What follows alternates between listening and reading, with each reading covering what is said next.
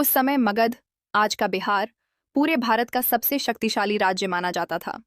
इस महान साम्राज्य की नींव चंद्रगुप्त मौर्य ने रखी। बिंदुसार ने राज संभाला।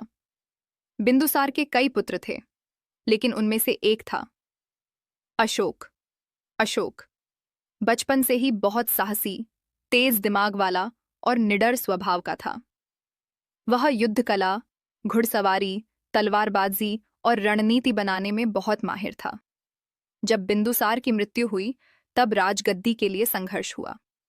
कई कठिनाइयों और संघर्षों के बाद अशोक ने सिंहासन संभाला। राजा बनने के बाद उसका एक ही सपना था, पूरे भारत को एक शक्तिशाली साम्राज्य में बदलना। उस समय भारत में कई छोटे छोटे राज्य थे, जिनमें से एक था कलिंग।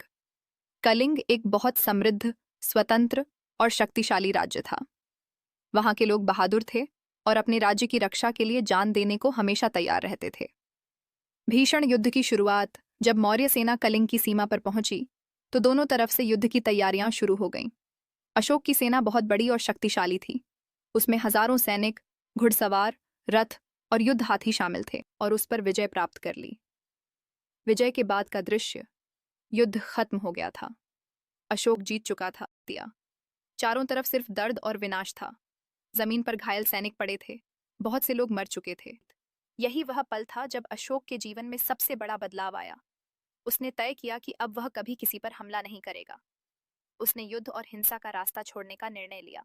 अशोक ने बौद्ध धर्म को अपनाया और अहिंसा, दया और शांति का संदेश फैलाना शुरू कर दिया।